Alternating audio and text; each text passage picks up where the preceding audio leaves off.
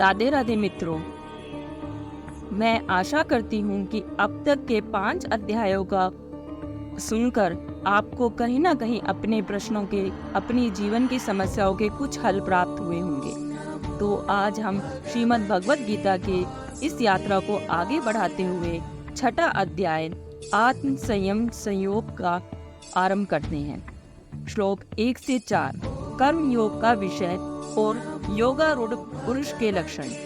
श्लोक 5 से 10 आत्म उद्धार के लिए प्रेरणा और भगवत प्राप्त पुरुष के लक्षण। श्लोक 11 से 32 विस्तार से ध्यान योग का विषय। श्लोक 33 से 36 मन के निग्रह का विषय। श्री भगवान बोले, जो पुरुष कर्म फल का आश्रय न लेकर करने योग्य कर्म करता है वह सन्यासी तथा योगी है, और केवल अग्नि का त्याग करने वाला सन्यासी नहीं है तथा केवल क्रियाओं का त्याग करने वाला योगी नहीं है। हे अर्जुन, जिसको सन्यास ऐसा कहते हैं उसी को तो योग जान, क्योंकि संकल्पों का त्याग न करने वाला कोई भी पुरुष योगी नहीं होता। योग में आरूढ़ होने की इच्छा वाले मननशील पुरुष के लिए योग की प्राप्ति में निष्काम भाव से कर्म करना ही हेतु कहा जाता है, और योगारूढ़ हो जाने पर उस योगारूढ़ पुरुष का जो सर्व संकल्पों का अभाव है वही कल्याण में हेतु कहा जाता है। जिस काल में न तो इंद्रियों में के भोगों में और न कर्मों में ही आसक्त होता है, उस काल में सर्व संकल्पों का त्यागी पुरुष योगारूढ़ कहा जाता है।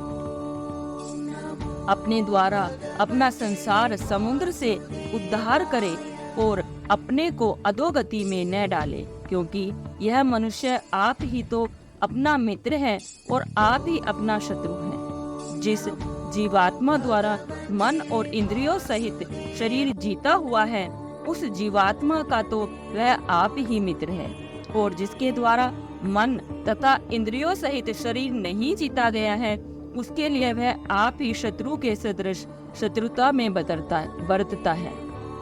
सर्दी, गर्मी और सुख दुख आदि में तथा मान और अपमान में जिसके अंतःकरण की वृत्तियां भली भांति शांत हैं, ऐसे स्वाधीन आत्मा वाले पुरुष के ज्ञान में सच्चिदानंद घन परमात्मा सम्यक प्रकार से स्थित है, अर्थात उसके ज्ञान में परमात्मा के सिवा अन्य कुछ है ही नहीं। जिसके अंतःकरण ज्ञान विज्ञान से तृप्त है, जिसकी स्थिति विकार रहित है, जिसकी इंद्रियां भली भांति जीती हुई हैं और जिसके लिए मिट्टी, पत्थर और सुवर्ण समान है, वह योगी युक्त अर्थात भगवत प्राप्त है, ऐसा कहा जाता है।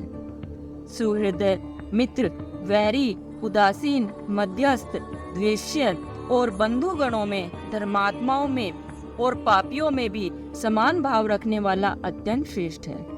मन और इंद्रियों सहित शरीर को वश में रखने वाला आशा रहित और संग्रह रहित योगी अकेला ही एकांत स्थान में स्थित होकर आत्मा को निरंतर परमात्मा में लगावे।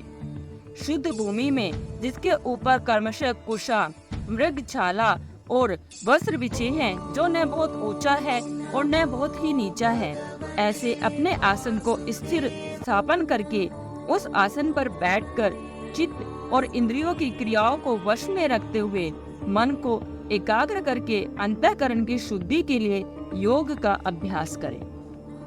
काया, सिर और गले को समान एवं अचल धारण करके और स्थिर होकर अपनी नासिका के अग्रभाग पर दृष्टि जमाकर अन्य दिशाओं को न देखता हुआ ब्रह्मचारी के व्रत में स्थित, बह रहित तथा भली भांति शांत अंतःकरण वाला सावधान योगी मन को रोककर मुझ में चित्त वाला और मेरे परायण होकर स्थित हुए। वश में किए हुए मन वाला योगी इस प्रकार आत्मा को निरंतर मुझ परमेश्वर के स्वरूप में लगाता हुआ मुझ में रहने वाली परमानंद की पराकाष्ठा रूप शांति को प्राप्त होता है। हे अर्जुन, यह योग न तो बहुत खाने वाले का, न बिल्कुल न खाने वाले का, न बहुत शयन करने के स्वभाव वाले का और न सदा जागने वाले का ही सिद्ध होता है।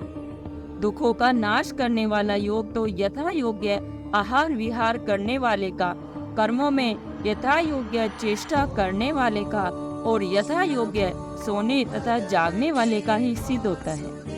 अत्यंत वश में किया हुआ चित्त जिस काल में परमात्मा में ही भली भांति स्थित हो जाता है, उस काल में संपूर्ण भोगों से स्पृह रहित पुरुष योग युक्त है, ऐसा कहा जाता है। जिस प्रकार वायु रहित स्थान में स्थित दीपक चलायमान नहीं होता, वैसे ही उपमा परमात्मा के ध्यान में लगे हुए योगी के जीते हुए चित्त की कही गई है। योग के अभ्यास से निरुद्ध चित्त जिस अवस्था में उपराम हो जाता है और जिस अवस्था में परमात्मा के ध्यान से शुद्ध हुई सूक्ष्म बुद्धि द्वारा परमात्मा को साक्षात करता हुआ सच्चिदानंद घन परमात्मा में ही संतुष्ट रहता है, इंद्रियों से अतीत केवल शुद्ध हुई सूक्ष्म बुद्धि द्वारा ग्रहण करने योग्य जो अनंत आनंद है, उसको जिस अवस्था में अनुभव करता है और जिस अवस्था में स्थित है, योगी परमात्मा के स्वरूप से विचलित होता ही नहीं। परमात्मा की प्राप्ति रूप जिस लाभ को प्राप्त होकर उससे अधिक दूसरा कुछ भी लाभ नहीं मानता, और परमात्मा प्राप्ति रूप जिस अवस्था में स्थित योगी बड़े बाहरी दुख से भी चलायमान नहीं होता, जो दुख रूप संसार के संयोग से रहित है तथा जिसका नाम योग है, उसको जानना चाहिए। वह योग न उकताए हुए अर्थात धैर्य और उत्साह पूर्वक चित्त से निश्चय पूर्वक करना कर्तव्य है। संकल्प से उत्पन्न होने वाली संपूर्ण कामनाओं को निशेष रूप से त्याग कर और मन के द्वारा इंद्रियों के समुदाय को सभी ओर से भली भांति रोक कर कर्म से अभ्यास करता हुआ उपरति को प्राप्त हो तथा धैर्य युक्त बुद्धि के द्वारा मन को परमात्मा में स्थित करके परमात्मा के सिवा और कुछ भी चिंतन न करे। यह स्थिर न रहने वाला और चंचल मन जिस शब्द आदि विषय के निमित्त से संसार में विचरता है, उस विषय से रोककर यानी हटाकर इसे बार बार परमात्मा में ही निरुद्ध करे। क्योंकि जिसका मन भली प्रकार शांत है, जो पापों से रहित है और जिसको रजोगुण शांत हो गया है, ऐसे इस सच्चिदानंद घन ब्रह्म के साथ एक ही भाव हुए योगी को उत्तम आनंद प्राप्त होता है। वह पाप रहित योगी इस प्रकार निरंतर आत्मा को परमात्मा में लगाता हुआ सुख पूर्वक पर ब्रह्म परमात्मा की प्राप्ति रूप अनंत आनंद का अनुभव करता है। सर्वव्यापी अनंत चेतन में एक ही भाव से स्थिति रूप योग से युक्त आत्मा वाला तथा सब में समभाव से देखने वाला योगी आत्मा को संपूर्ण भूतों में स्थित और संपूर्ण भूतों को आत्मा में कल्पित देखता है। जो पुरुष संपूर्ण भूतों में सबके आत्मरूप मुझ वासुदेव को ही व्यापक देखता है और संपूर्ण भूतों को मुझ वासुदेव के अंतर्गत देखता है, उसके लिए मैं अदृश्य नहीं होता और वह मेरे लिए अदृश्य नहीं होता। जो पुरुष एक ही भाव में स्थित होकर संपूर्ण भूतों में आत्म रूप से स्थित मुझ सच्चिदानंद घन वासुदेव को भजता है, वह योगी सब प्रकार से बरतता हुआ भी मुझ में ही बरतता है। हे अर्जुन, जो योगी अपनी भांति संपूर्ण भूतों में सम देखता है और सुख अथवा दुख को भी सम में सम देखता है, वह योगी परम श्रेष्ठ माना गया है। अर्जुन बोले, हे मधुसूदन, जो यह योग आपने समभाव से कहा है, मन के चंचल होने से मैं इसकी नित्य स्थिति को नहीं देखता हूँ, क्योंकि हे श्री कृष्ण, यह मन बड़ा चंचल प्रमथन स्वभाव वाला, बड़ा दृढ़ और बलवान है, इसलिए उसको वश में करना मैं वायु को रोकने की भांति अत्यंत दुष्कर मानता हूँ। श्री भगवान बोले, हे महाबाहो, निसंदेह मन चंचल और कठिनता से वश में होने वाला है, परंतु हे कुंती पुत्र अर्जुन, यह अभ्यास और वैराग्य से वश में होता है। जिसका मन वश में किया हुआ नहीं है, ऐसे पुरुष द्वारा योग दुष्प्राप्य है और वश में किए हुए मन वाले प्रयत्नशील पुरुष द्वारा साधन से उसका प्राप्त होना सहज है। यह मेरा मत है। अर्जुन बोले, हे कृष्ण, हे श्री कृष्ण, हे वासुदेव, जो योग में श्रद्धा रखने वाला है किंतु संयमी नहीं है, इस कारण जिसका मन अंत काल में योग से विचलित हो गया है, ऐसा साधक योग की सिद्धि को अर्थात भगवत साक्षात्कार को न प्राप्त होकर किस गति को प्राप्त होता है? हे महाबाहो, क्या वह भगवत प्राप्ति के मार्ग में मोहित और आश्रय रहित पुरुष छिन्न भिन्न बादल की भांति दोनों ओर से भ्रष्ट होकर नष्ट तो नहीं हो जाता? हे श्री कृष्ण, मेरे इस संशय को संपूर्ण रूप से छेदन करने के लिए आप ही योग्य हैं, क्योंकि आपके सिवा दूसरा इस संशय का छेदन करने वाला मिलना संभव नहीं है। श्री भगवान बोले, हे पार्थ, उस पुरुष का न तो इस लोक में नाश होता है और न परलोक में ही, क्योंकि हे प्यारे, आत्मोद्धार के लिए अर्थात भगवत प्राप्ति के लिए कर्म करने वाला कोई भी मनुष्य दुर्गति को प्राप्त नहीं होता।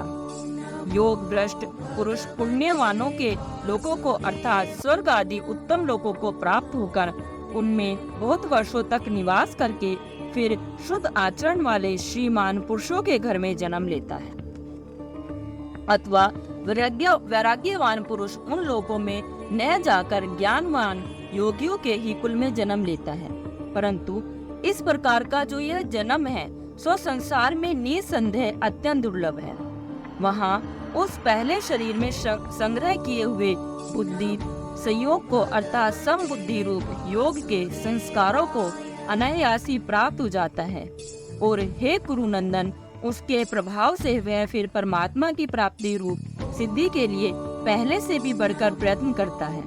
वह श्रीमानों के घर में जन्म लेने वाला योग भ्रष्ट पराधीन हुआ भी उस पहले के अभ्यास से ही निसंदेह भगवान की ओर आकर्षित किया जाता है तथा समबुद्धि रूप योग का जिज्ञासु भी वेद में कहे हुए सकाम कर्मों के फल को उल्लंघन कर जाता है।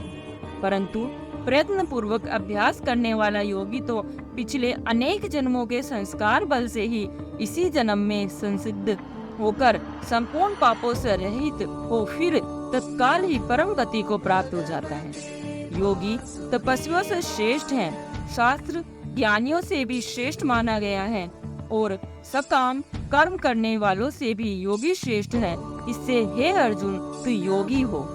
संपूर्ण योगियों में भी जो श्रद्धावान योगी मुझ में लगे हुए अंतरात्मा से मुझको निरंतर बजता है, वह योगी मुझे परम श्रेष्ठ मान्य है। ओम नमो भगवते वासुदेवाय नमः। श्रीमद् भगवत गीता 6वां अध्याय संपूर्ण।